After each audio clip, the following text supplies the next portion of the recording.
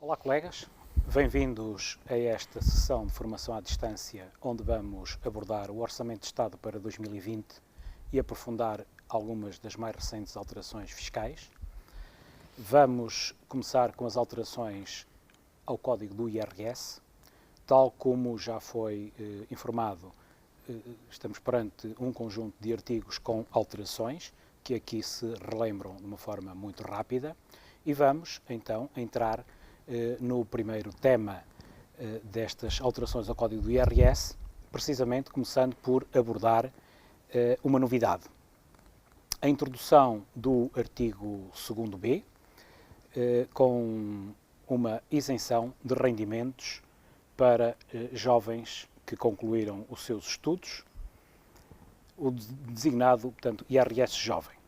Estamos então perante uma isenção parcial dos rendimentos da categoria A nos 3 primeiros anos de obtenção do rendimento, após o ano de conclusão do ciclo de estudos, igual ou superior ao nível 4 do Quadro Nacional de Qualificações. Há um conjunto de requisitos a cumprir, desde logo a idade entre os 18 e os 26 anos. O titular dos rendimentos não pode ser considerado dependente, ou seja, ele terá que estar a apresentar a sua declaração de IRS autonomamente e não a declarar estes rendimentos integrado na declaração de IRS do seu agregado familiar, onde poderá ter pertencido enquanto estudante. Temos que estar perante a conclusão de um nível de estudos igual ou superior ao nível 4 do Quadro Nacional de Qualificações. O primeiro ano de obtenção de rendimentos após a conclusão do nível de estudos em causa tem que ser o presente ano de 2020 ou um ano posterior. O rendimento coletável, incluindo a parte isenta, não pode ultrapassar, portanto, os 25.075 euros e deve, naturalmente, realizar a opção na modelo 3 de IRS. Convém relembrar que, se falamos de nível 4 ou superior do Quadro Nacional de Qualificações, estamos a falar a partir de ensino secundário obtido por percurso de dupla certificação ou ensino secundário vocacionado para prosseguimento de estudos de nível superior acrescido de estágio profissional com um mínimo de 6 meses. Portanto, que fique desde já claro que ensino secundário dito normal, que é o nível 3, não confere acesso a este benefício. E daí para cima, qualificação de nível pós-secundário não superior com créditos para o prosseguimento de estudos de nível superior, nível 5, e depois licenciatura, mestrado ou doutoramento, respectivamente nos níveis 6, 7 ou 8. A isenção vai-se processar desta forma. Ela é maior no primeiro ano de obtenção de rendimentos, até 30%, portanto 30% do rendimento, mas com um limite máximo de rendimento isento de 7 vezes e meia o valor do IAS, que a valor aprovado para 2020, portanto os 438,81 euros, nos dá uma isenção máxima sobre 3.291,08 euros.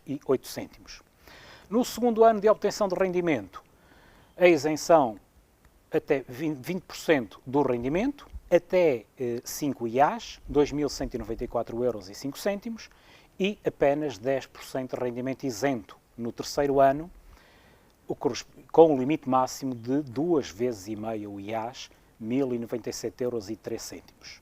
Portanto, atente-se na curiosidade de o valor do rendimento anual até ao qual há aproveitamento de benefício andar ali nos 10.970 euros, com a variação de alguns cêntimos em função da evolução dos anos.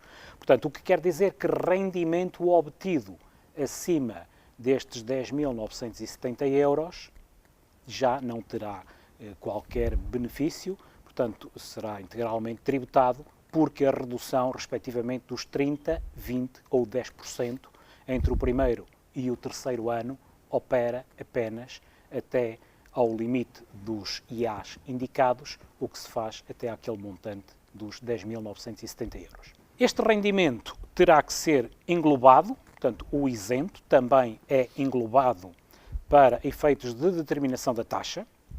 A isenção só pode ser utilizada uma vez pelo mesmo sujeito passivo, o que quer dizer que se ele concluir um nível de estudos dos contemplados, portanto, e usufruir desta isenção e uns anos mais tarde, mantendo-se ela em vigor, vier a concluir um nível de estudos mais avançado, não poderá novamente usufruir desta vantagem fiscal. E cria-se aqui uma nova exigência, até para controlo da operacionalização deste benefício, a identificação fiscal dos sujeitos passivos que concluam em cada ano um dos níveis de estudos referidos será comunicado à autoridade tributária nos termos a definir por portaria conjunta dos membros do Governo responsáveis pelas áreas das finanças, do ensino superior e da educação. Portanto, uma comunicação adicional, uma nova comunicação a ser feita pela primeira vez até fevereiro de 2021 para quem tenha obtido rendimentos, portanto, em 2020, que, como vamos ver, vai ser o primeiro ano que permite a utilização deste benefício, portanto, quando forem declarados, portanto, na declaração de IRS a entregar no próximo ano. Vamos ver um exemplo. O recém-licenciado, vamos supor, J. Novo, 22 anos, solteiro, sem filhos, licenciado em gestão em 2019, começou a trabalhar em 2020, oferindo um vencimento mensal de 1.500 euros, tem um rendimento anual bruto de 21.000 euros. Qual o IRS que vai suportar em relação ao ano de 2020 e qual o benefício que obterá com a aplicação desta isenção? Temos, naturalmente, a aplicação da dedução específica da categoria A, 4.104 euros. Temos um rendimento líquido, um rendimento coletável de 16.896 euros. E porque a isenção, o rendimento isento é englobado para efeitos de determinação de taxa, vamos, efetivamente, calcular a coleta de IRS como se esta isenção não existisse. Portanto, ao rendimento coletável, aplicamos a taxa respectiva, 28,5%, pelo método da parcela a bater, apuramos uma coleta de IRS de 3.620,56 euros.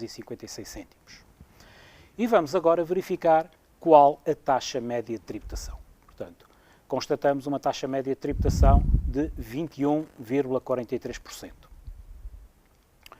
Como os 30% de benefício neste primeiro ano de obtenção de rendimentos ultrapassam largamente o limite máximo de 3.291,08, é este montante apenas que vai aproveitar da isenção. Por isso, ao rendimento coletável que constatamos, 16.896, subtraímos o rendimento que beneficia da isenção deste novo artigo 2º-B do Código do IRS, aplicamos a taxa média e temos, então, uma coleta de 2.915,53 euros, do que retiramos uma poupança fiscal de 705 euros. Portanto, é este o benefício que este recém-licenciado tem, traduzindo-se em poupança de IRS neste primeiro ano em que obteve rendimentos. Vejamos que se o rendimento isento não fosse considerado para efeitos de taxa, o IRS liquidado seria obtido desta forma. Em primeiro lugar, subtrairíamos então o rendimento isento, depois a dedução específica, ficávamos apenas com um rendimento coletável de 13.604,92, aplicando a taxa do artigo 68, pelo método parcela a bater, 2.682,60 euros, o que se traduziria numa poupança fiscal de 937,06 euros.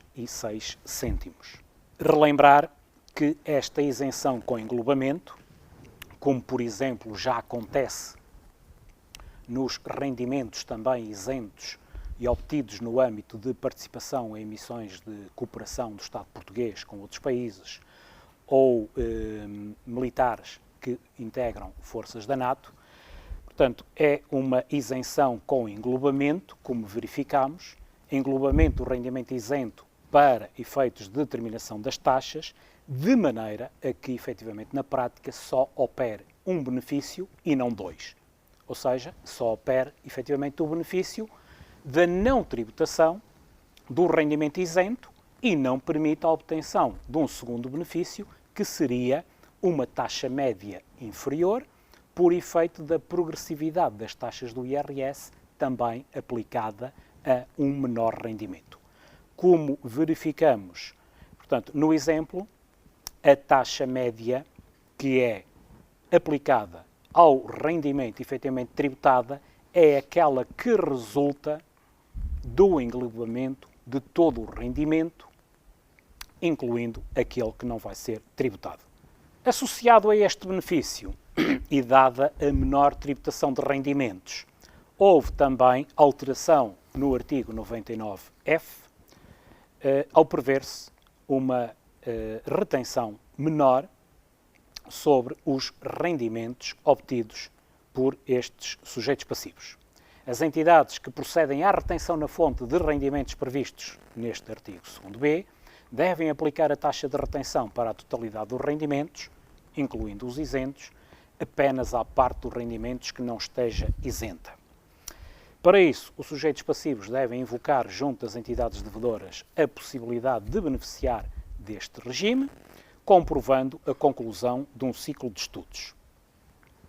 Temos aqui o nosso A. Silva como exemplo, também licenciado em Gestão em 2019, começou a trabalhar numa empresa em janeiro de 2020, como trabalhador dependente, um vencimento mensal de 1.600 euros, e se durante o ano de 2020 receber os 14 meses de salário, correspondentes à totalidade do ano, vai oferir um rendimento bruto anual total de 22.400 euros, vai assim poder beneficiar da isenção prevista no artigo 2º-B, porque obtém um rendimento coletável inferior ao limite dos 25.075 euros.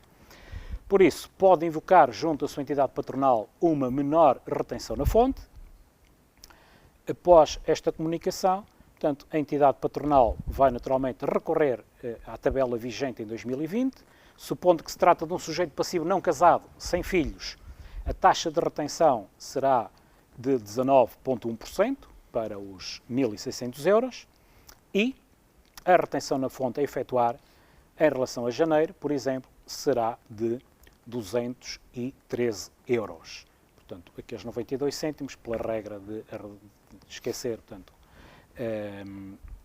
ou arredondar para o euro, portanto, inferior, portanto, não serão retidos, portanto, estamos a aplicar uma retenção na fonte sobre 70%, porque interpretamos, não é, aquela parte do rendimento tributado como, na aplicação prática, apenas a percentagem dos rendimentos que não esteja isenta. Efetivamente, como já vimos até no primeiro caso, a parte dos rendimentos que estará isenta neste primeiro ano, e por isso não tributada, será apenas 3.291,08 euros. Mas será seguramente esta a forma mais simples de colocar na prática esta retenção na fonte menor para os rendimentos deste sujeito passivo, porque o ter em conta antecipadamente qual o valor, efetivamente, que não vai ser tributado, portanto, gera uma complexidade de ordem prática, portanto, injustificável, daí o estarmos a interpretar, portanto, a retenção na fonte sobre 70%, porque é o primeiro ano, do rendimento disponibilizado mensalmente, portanto, a este colaborador. Paulo, posso-te interromper? Naturalmente. Só 3 apontamentos relativamente a esta matéria. Uma delas, uma dúvida que se poderá aqui suscitar é o seguinte: no ano em que eu concluo o meu ciclo de estudos, imaginemos em setembro do ano N, eu posso desde logo começar a trabalhar e oferir rendimentos no mês de outubro, no mês de novembro, no mês de dezembro. Ora, a isenção que o Paulo acabou de falar aplica-se aos 3 anos seguintes àquele ano em que o ciclo de estudos foi concluído. Pelo que tudo indica, pelo menos esta é a minha opinião, que esta isenção não é suscetível de ser aplicada no próprio ano em que se conclua o ciclo de estudos, mas apenas nos 3 anos seguintes. Por outro lado, esta isenção não está vedada ao trabalhador estudante, ou seja, àquele que já vai oferindo rendimentos à medida que vai estudando. O que interessa saber é o ano em que conclui o ciclo de estudos, então nos 3 anos seguintes beneficia desta isenção. E finalmente, já tivemos a oportunidade de conversar sobre isto, um apontamento aqui para, se calhar entronca nesta matéria, para o número 8 do artigo 28 do Código IRS, que nos permite, na questão dos denominados falsos recibos verdes, ou seja, quando alguém trabalha e passa recibos verdes a uma única entidade, de poder optar de acordo com as regras da categoria A. Ora, parece-me a mim, salvo melhor opinião, que isto não deixam de ser rendimentos da categoria B, apesar de eu optar pelas regras da categoria A, não deixam de ser rendimentos da categoria B. E tudo indica, de acordo com a redação, pelo menos uma interpretação literal da norma, que fala mesmo em rendimentos da categoria A, que este trabalhador que passe recibos verdes a uma única entidade não poderá beneficiar desta isenção. Portanto, fica só estes apontamentos, se me permitires. Claro que sim, são Obrigado. apontamentos pertinentes, aliás, na linha daquilo que já vínhamos conversando na preparação desta sessão. E se efetivamente, relativamente à última questão, fica aqui uma lacuna que se percebe em função da redação da lei, mas que cria de facto essa injustiça ou não igualdade de tratamento em situações que na prática... Sobretudo quando os primeiros contratos são deste tipo, claro, são recibos verdes. Exatamente. Mas já quanto à primeira questão, depois de reler, e por isso voltei ao diapositivo, eu tenho alguma dúvida dessa interpretação. Portanto, e eu fico convicto que quando o legislador nos escreve os 3 primeiros anos de obtenção de rendimento após o ano da conclusão do curso, eu poderei começar a contar, porque eu tenho 3 anos de obtenção de rendimento após concluir o curso. Se concluí o curso em julho, eu estou a obter rendimento daí até ao final do ano, porque comecei a trabalhar logo e admito como possível o aproveitamento deste benefício logo no ano da conclusão. É um bocadinho duvidosa a redação. Efetivamente, a redação aqui é um bocadinho duvidosa e levanta essa questão. Eu acho que, claro, que os serviços depois acabarão por esclarecer essa situação. Penso que há aqui um pormenor interessante nesta isenção, que é o facto de se tratar de uma isenção com progressividade. Provavelmente esta questão não é tão interessante no IRS jovem, porque estamos a falar de jovens, regra geral, para até não ser casados, etc. E até pelo montante em causa. E até pelo montante em causa. Até 25 mil. Mas a isenção com progressividade, e o Paulo teve o cuidado, inclusivamente, de referir que temos outros regimes no IRS com isenção com progressividade, como, por exemplo, os nossos militares que participam em missões internacionais, mas temos ainda mais. Temos, por exemplo, os residentes não habituais. E temos também o artigo 39A dos Estatutos dos Benefícios Fiscais, que são os trabalhadores deslocados. E isso faz-me recordar aqui uma recomendação, que é esta. Quando existem rendimentos que são tributados por isenção com progressividade, ou relativamente aos quais é aplicável esta situação, os casados devem ter particular cuidado com a opção pela tributação conjunta. Exatamente. Porque se os casados, se estiverem perante um casal em que um deles tem os tais rendimentos com isenção com progressividade, e o outro não tem, a tributação conjunta pode ser nociva. Porquê? Porque arrasta os rendimentos do outro cônjuge para patamares escalões superiores. Levando-se a uma taxa média uma opção mais agravada. Tem que ser bem ponderada. Evidentemente que se calhar aqui não se vai colocar tanto essa questão, até pela natureza deste novo regime e pelo facto de estarmos aqui a falar de jovens entre os 18 e os 26 anos, mas a propósito disto relembrei-me que de facto isto é uma questão interessante, a questão das isenções com progressividade tem esta característica. Fica efetivamente para continuarmos com discussão futura, portanto, esta questão dos 3 primeiros anos de obtenção de rendimento após o ano de conclusão do ciclo de estudos. Como estamos infelizmente habituados, a redação dos orçamentos e de outra legislação fiscal tem tendência nestes últimos anos a deixar-nos a debater estas questões no pós-publicação e na entrada. Mas em relação a este tema dos 3 anos de obtenção de rendimento, eu quero acreditar que, até porque seria um contrassenso na prática, não é? Estará no espírito de quem escreve isto que não vedar o incentivo, o benefício, logo no ano de conclusão dos estudos. Até porque isto tinha a perversividade, era perverso, no sentido de dizer ao recém-licenciado: tens aqui uma oferta de trabalho, mas por 2, 3 meses começa a trabalhar no ano seguinte.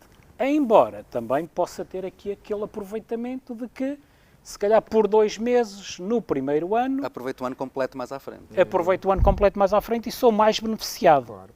Bom, mas aqui é como qualquer outra norma fiscal, Claro. Temos-las à disposição, conhecemos-las, é essa a nossa função, e aplicá-la com a melhor otimização possível.